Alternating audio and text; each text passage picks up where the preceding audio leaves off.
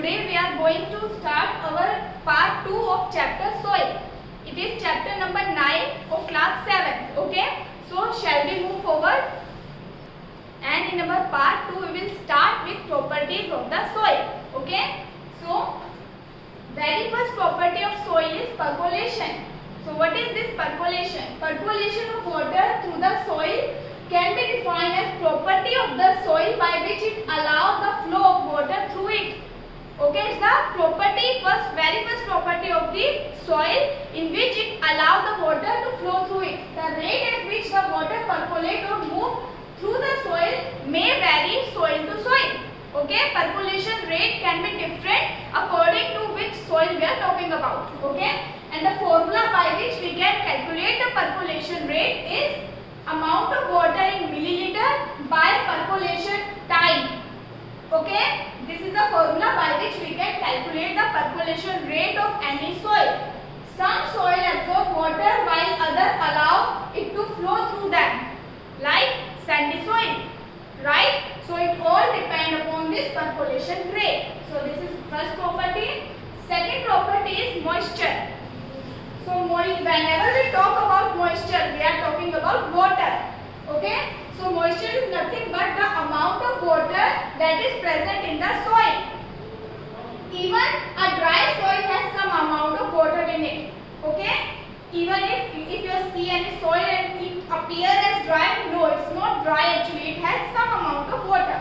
Okay? However, clay soil has the highest content of moisture. Clay soil can contain the highest amount of water. Okay? So now there is one question related to this topic moisture. Why air above farmland appear shimmering during the daytime? Why does that air above the farmland appear shimmering? The answer is, we know that soil contains water, that is moisture. So due to sunlight, the water from the soil began to evaporate. You know, evaporation is a natural phenomena, and turn into water vapor. That water inside the soil get converted into water vapor by the process evaporation. This water vapor, when reflect the sunlight, appear as if it is shining, and that's why air above the soil make the land look shining, right?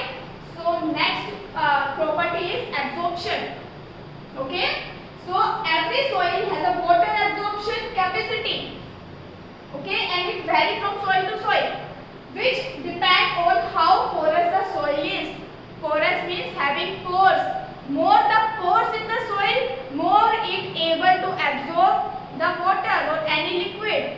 Okay, so it's directly proportional. That porosity and absorption is directly proportional. Clay and loamy soil are most porous because they can retain water in large quantities because of the large spaces between their particles.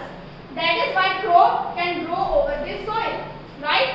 Now next is sandy soil. Sandy soil on the other hand do not absorb, and that's why they do not support any vegetation.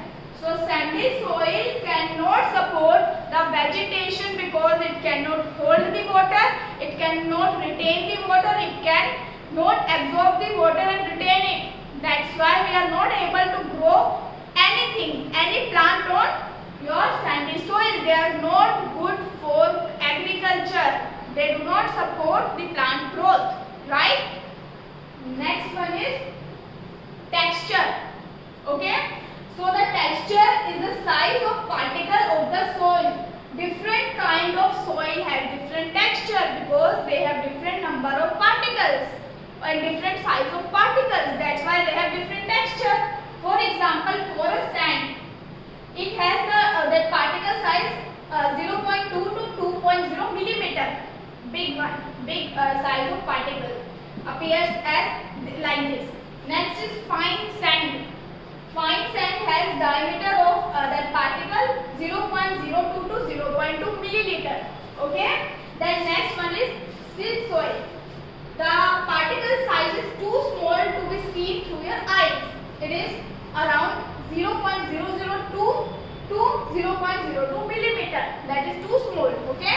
Now Now last one is clay soil. Clay soil has the smallest particle, that is less than 0.002 millimeter, right? So that's why the texture of the soils vary because of the presence of different size of their particles, right? Now color, as we know that different soil have different colors, right? That is because of presence of different minerals in them. Different nutrient, different mineral give different color to the soil. Okay, so for example, soil are black when they have that they are rich in humus and nutrient. The soil which is rich in humus and that nutrient, it will give blackish appearance in that soil.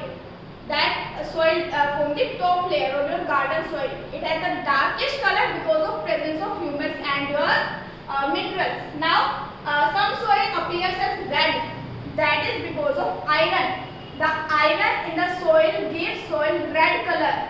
Okay, so the different mineral and different nutrient give different color to the soil. Next is pH of the soil. Soil need to have an appropriate pH to support the growth of vegetation. Okay, soil can have different pH depending on their acidic, basic and neutral nature. We can divide soil on this criteria pH into acidic soil, basic soil and your neutral soil. We know that acid, bases and that your neutral things, right? We are aware of that. So based on the pH, different type of soil support different type of crop. Crop can grow according to the pH of the soil. Certain crops need certain pH. That's why certain crop can grow on certain region only because of that pH of the soil. Okay, this is diagram of pH paper, right? So above 0.8 pH is too alkaline for plants. Plant will not grow in such medium, in such soil which have pH above 8.3.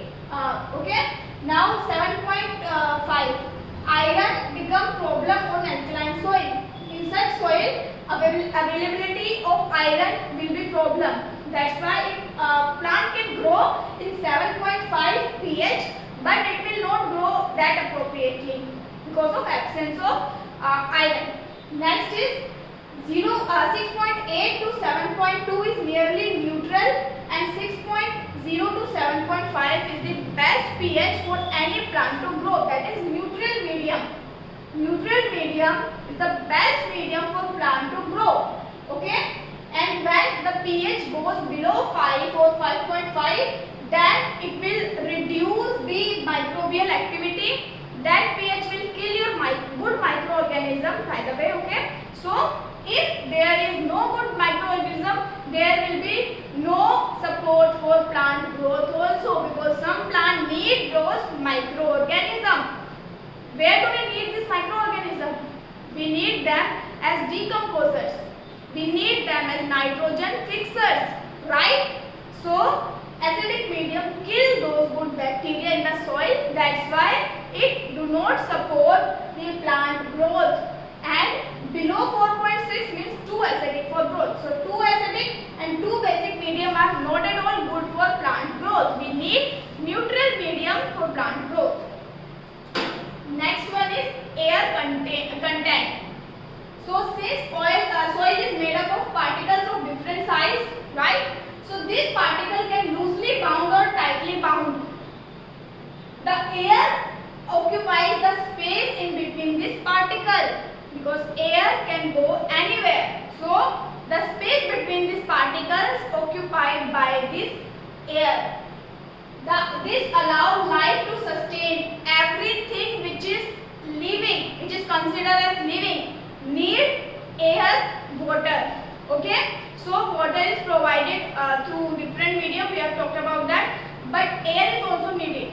So those particles that is occupied by the air, that support the growth of the plant only, right? And microorganism also, which habitat of some microorganism is soil only. So those microorganisms need the air through those the space between particles.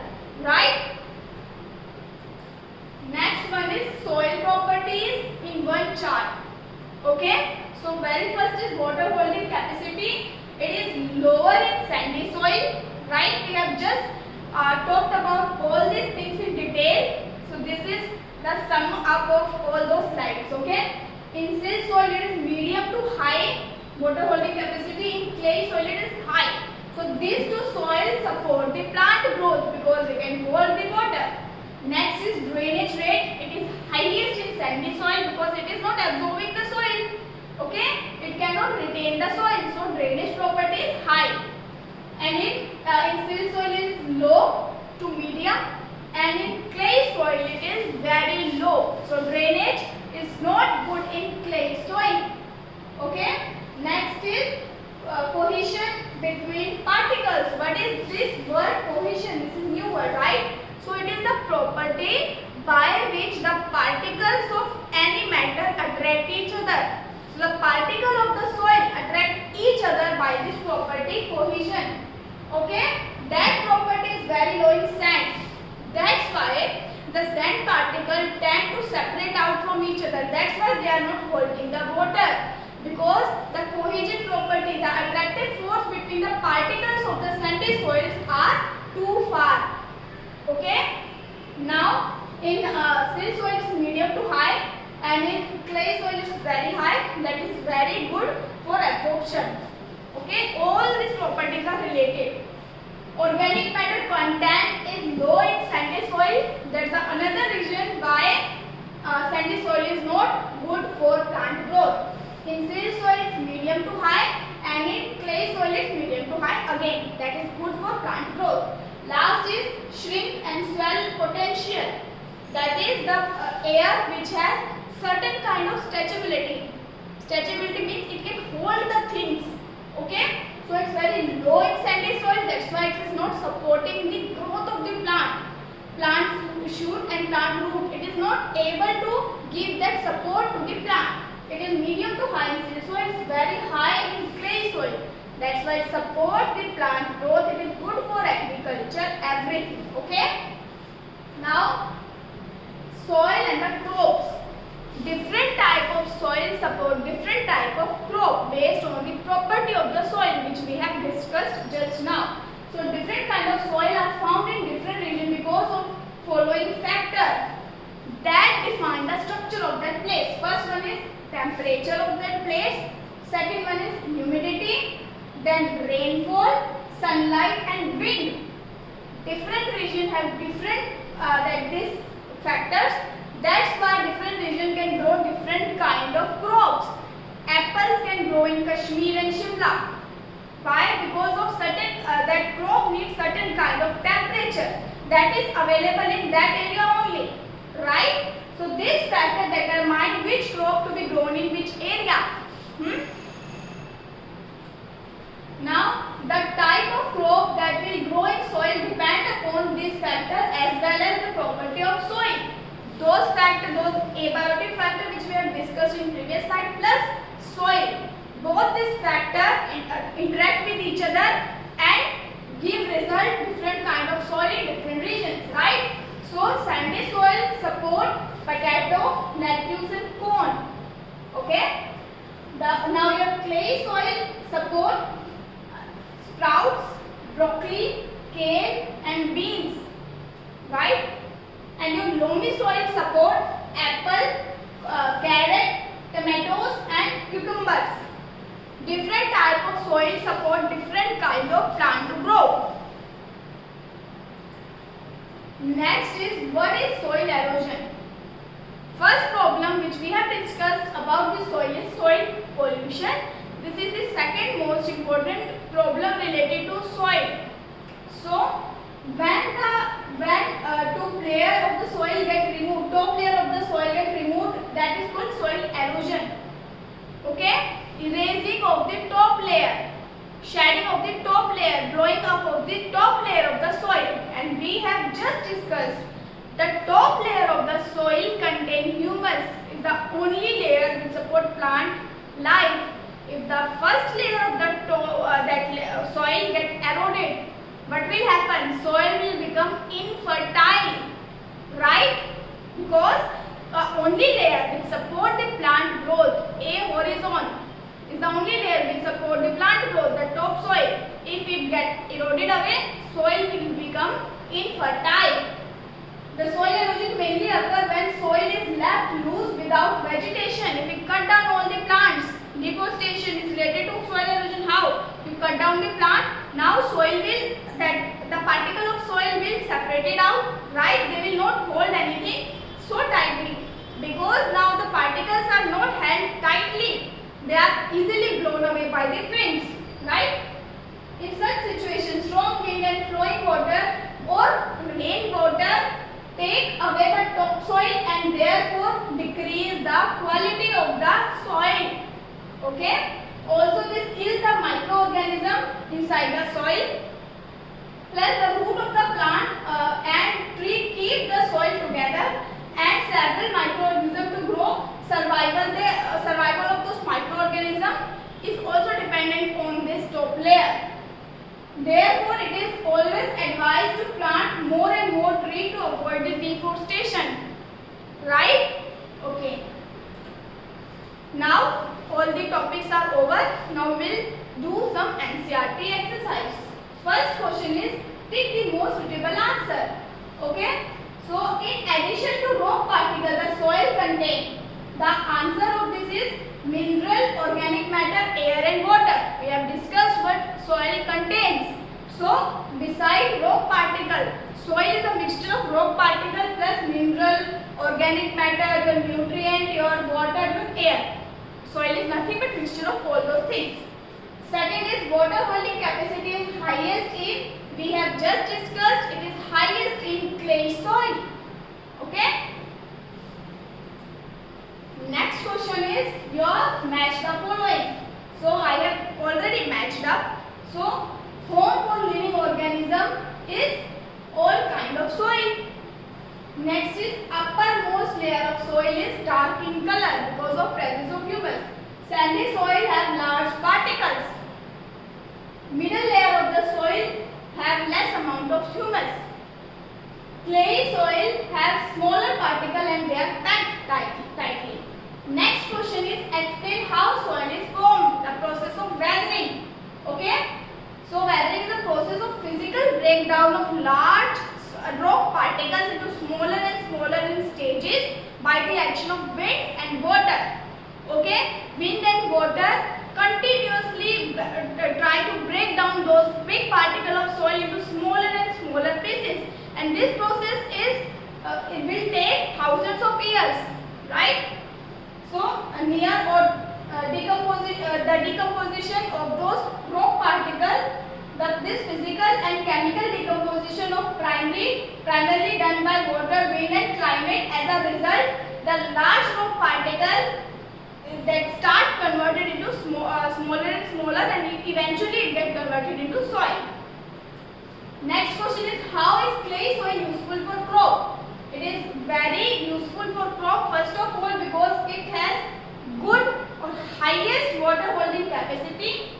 Secondly, it is rich in organic matter, that will form nutrient for growing crop like wheat, gram and paddy, because this crop need water, a hell lot of water these crops need. And our clay soil can hold a large amount of water, so both things match up. That's why it's very good for this kind of crop. The soil that is good at retaining water and rich in organic matter will be suitable for such crops. Okay.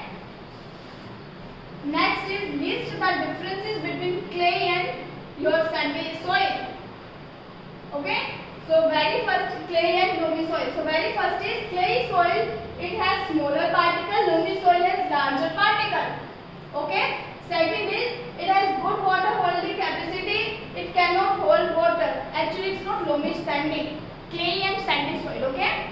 So smaller particle, bigger particle. It can hold the water. It cannot hold the water. It is fertile. It is not fertile because of absence of nutrient. Air content is low. Air content is high. Particles are tightly packed.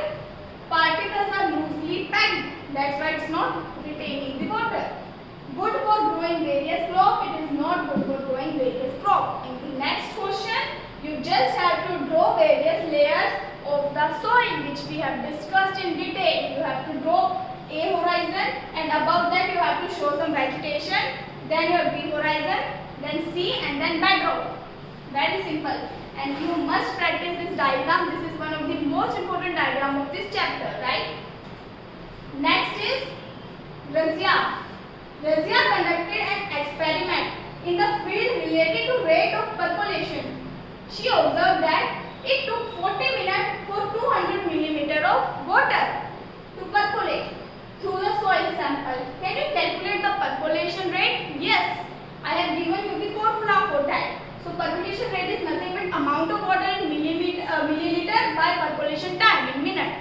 So amount of water was 200 milliliter and your time is 40 meter. So your answer will be 5 milliliter per minute is the percolation of that soil. Right? Next question is explain how soil pollution and soil erosion can be prevented. I want you to write your own answer in this question. I have given some other points, but I want you to show your creativity. Right? So the persistent buildup of toxic compound in the soil result in soil pollution. It can be controlled by minimizing the use of plastic, not throwing the garbage in the soil, not using fertilizers, pesticides, everything directly on the soil, or we can minimize at least. If we cannot totally ignore the fertilizer, we can minimize the use of fertilizers, right? Plus, industrial pollutants, some waste products from the industry and home should not be thrown directly. We should not throw the chemical directly on the soil. Okay? And how can we prevent the soil erosion? Soil erosion can be, actually there is only one reason by which we can prevent the soil, that is by planting more and more trees. By preventing deforestation, we can prevent soil erosion. Okay? So we should aware more and more people to not to cut that your trees, okay, and all those things. It will result in prevention of soil erosion. You can write your own answer. Okay, so that's all for now, students. Our chapter is over. Go through this chapter thoroughly, and you can you can search more and more topics related to this chapter, because this is very important abiotic factor that affect your life directly. Thank you for now.